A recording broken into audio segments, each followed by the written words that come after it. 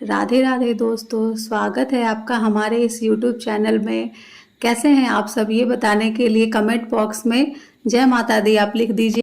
आज हम इस वीडियो में जानेंगे कि बृहस्पतिवार के व्रत के बारे में। बृहस्पतिवार का व्रत का क्या महत्व है, इसकी पूजा करने की विधि क्या है, इसे कब आरंभ करना चाहिए, कितनी संख्याओं में बृहस्पतिवार की पूजा करनी चाहिए, इसके क्या लाभ होते हैं, इस पूजा के दौरान हमें क्या नहीं करना चाहिए और क्या करना चाहिए, इन सब के बारे में आज हम इस वीडियो में जानेंगे। इससे पहले अगर आप हमारे चैनल पे नए हैं तो हमारे चैनल को सब्सक्राइब कर दे, साइड में बेल आइकन है उसको भी दबा दे, वीडियो को लाइक करें, शेयर करें ताकि आपको हमारे किसी भी नए वीडियो का नोटिफिकेशन पहले मिल जाए। दोस्तों, हमारे इस बिजी जीवन शैली में लंबे पूजा करने का समय किसी के पास भी नहीं होता। आज मैं आपको इस वीडियो में बताऊंगी कि पूजा को कितनी कम टाइम में और बिल्कुल सटीक आपको विधि बताऊंगी ताकि आप पूजा अपने बिजी जीवन शैली में भी आराम से कर सके। इस पूजा की विधि क्या है, इस पूजा को कितनी संख्या में करनी चाहिए, कब इसकी शुरुआत करनी चाहिए, कब पूजा करते समय किन चीज़ों का ध्यान करना चाहिए, किन चीज़ों से बिल्कुल दूर रहना चाहिए, आज मैं आपको इस वीडियो में बताऊंगी।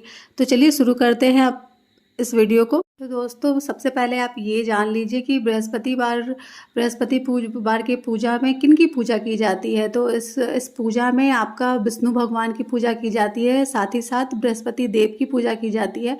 अगर आपके पास कहीं पे केले का पेड़ है या फिर आपके घर आंगन में केले का पेड़ है तो आप केले के पेड़ की भी पूजा कर सकते हैं साथ में। बृहस्पतिवार के व्रत से घर में सुख समृद्धि बनी रहती है। कभी भी धन आदि पुत्र पौत्र की कमी नहीं होती। कुंवारी लड़कियां इस व्रत को इसलिए करती हैं ताकि अगर उनके विवाह में कोई दिक्कतें आ रही हैं तो वो दिक्कतें इस व्रत को अच्छे पूर्णतः तरीके से करने से वो दिक्कतें सारी खत्म हो। ऐसा माना जाता है कि अगर आप 1 वर्ष तक लगातार बृहस्पतिवार की पूजा करते हैं तो आपके घर में कभी भी धन आदि की कमी नहीं होती है। आपका पर्स हम या फिर आपका जो भी है और तिजोरी कभी भी धन आदि से खाली नहीं होता है। दोस्तों, बृहस्पति और गुरु बृहस्पति देव का हमारे जीवन में बहुत ही बड़ा योगदान होता है। हमारे घर में सुख समृद्धि, पुत्र पौत्र, धन आदि, विद्या लक्ष्मी की के दाता जो हैं वो भगवान बृहस्पति देव हैं। बृहस्पति देव की पूजा करने से हमें समस्त सांसारिक सुखों की प्राप्ति होती है। तो दोस्तों, जो भगवान बृहस्पति देव जो हैं वो भगवान विष्णु के अंश माने जाते हैं और उनका जो वास होता है वो केलों के पेड़ में माना जाता है। इसलिए दोस्तों, बृहस्पतिवार के दिन, गुरुवार के दिन केले के पेड़ की, विष्णु भगवान की और बृहस्पति गुरुदेव की पूजा की जाती है। तो दोस्तों, अब सवाल ये उठता है कि हमें बृहस्पति गुरुदेव की पूजा कब से प्रारंभ करनी चाहिए।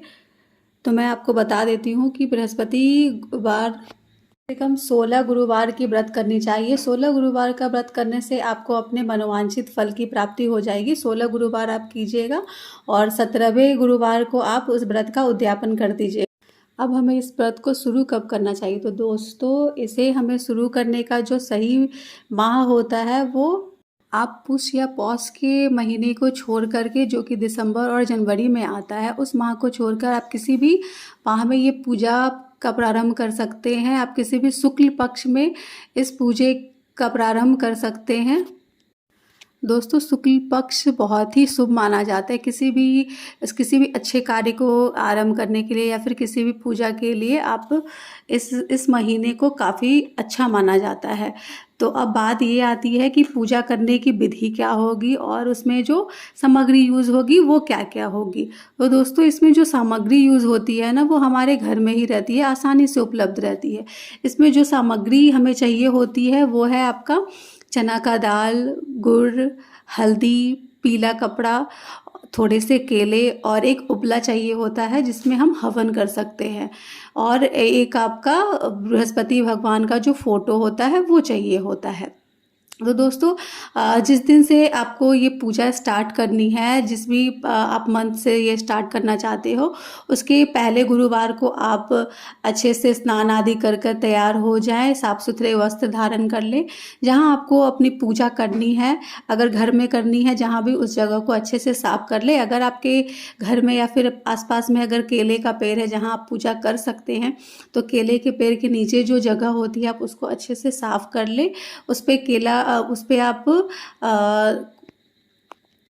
उस पे आप नीचे एक पीला सा जो कपड़ा है आप वो बिछा लें। उसके ऊपर से आप भगवान विष्णु का फोटो आप नीचे रख दें और साथ में हाथ में फूल और अक्षत लेकर के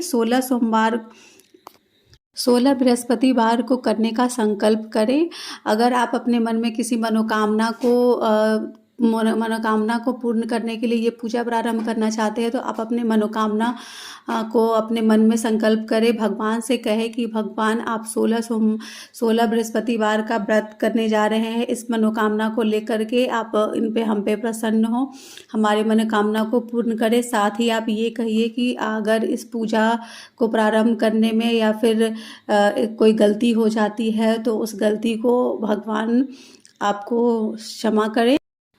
और साथ ही आपके हाथ में जो फूल और अक्षत है उसे आप भगवान के चरणों में या फिर फोटो के पास आप उसे अर्पित कर दें। और उसके बाद आपने जो छोटा सा पीला कपड़ा आपके पास होगा तो आप उसको या तो विष्णु भगवान के फोटो पे, या फिर अगर आप केले के पेड़ के नीचे पूजा कर रहे हैं तो उस कपड़े को केले के पेड़ पे रख दीजिए। दोस्तों, अगर आपके घर में केला का पेड़ उपलब्ध नहीं है तो आप इस पूजा को अपने घर के मंदिर में भी कर सकते हैं। मंदिर में पूजा करने के लिए आप एक कलश में जल भर लें, उसमें आप हल्दी डाल दीजिए। इसी हल्दी वाले जल से आप भगवान विष्णु को स्नान कराइए। अगर आप केले के पेड़ के नीचे अगर पूजा कर रहे हैं तो केले के जल में ये जल डाल करके भगवान विष्णु को स्नान कराइए। उसी लोटे में आप चना और गुड़ डाल लीजिए। अगर आप केले के पेड़ के नीचे पूजा कर रहे हैं तो उसी लोटे में गुड़ और चना डाल करके केले के पेड़ के नीचे आप चढ़ा दीजिए। भगवान को फिर आप चंदन लगाइए, तिलक कीजिए।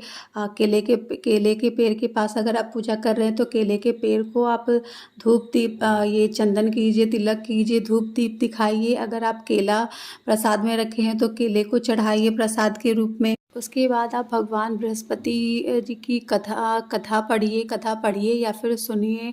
आप कथा पढ़ने के बाद जो गाय के उपले होते हैं उस पर आप घी डालिए और जैसे ही उसमें अग्नि प्रज्वलित हो जाए आप हवन सामग्री से हवन करना स्टार्ट कीजिए। साथ ही साथ आप हवन करते समय हवन कुंड में गुड़ और चने की भी आहुति देनी चाहिए होती है।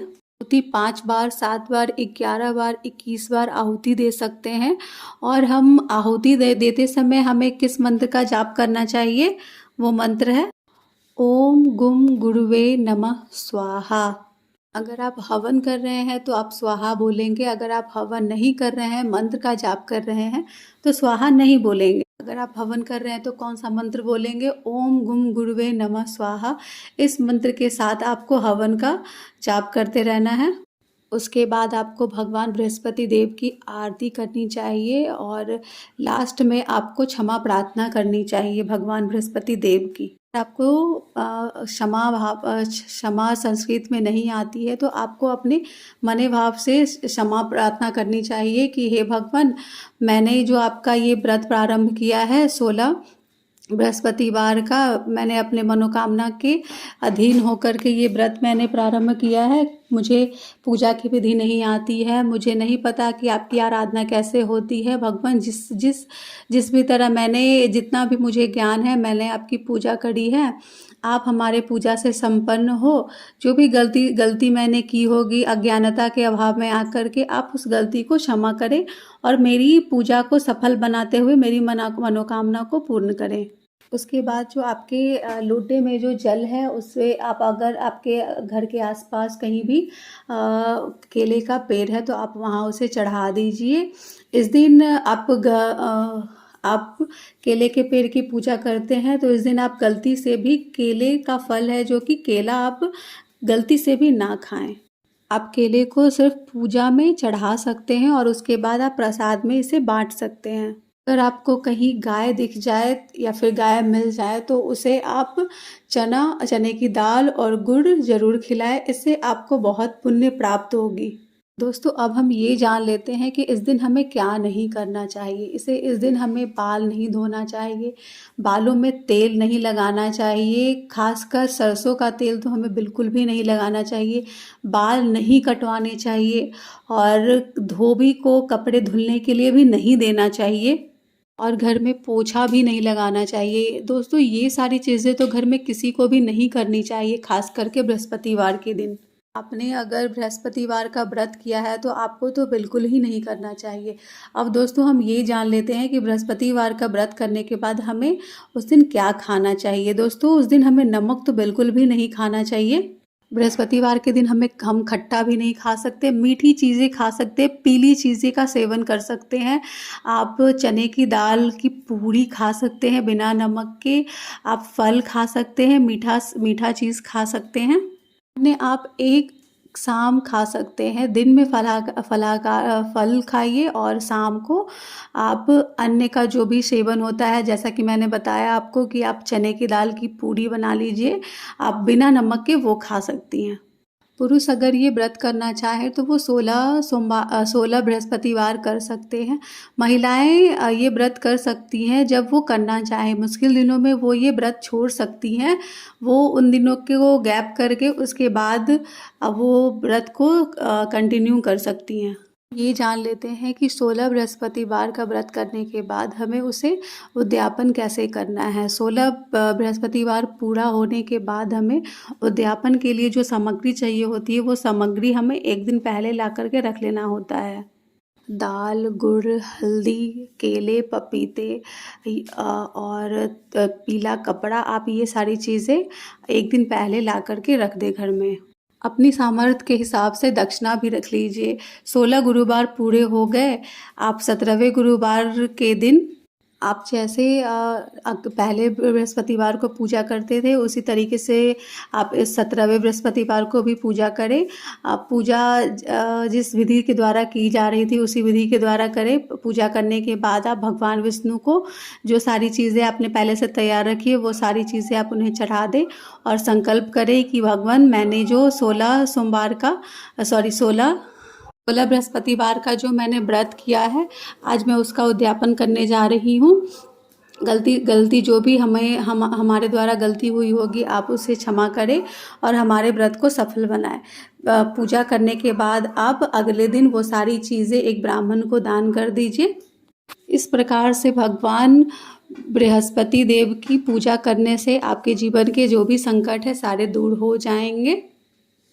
आप इस विधि द्वारा पूजा संपन्न कर सकती हैं।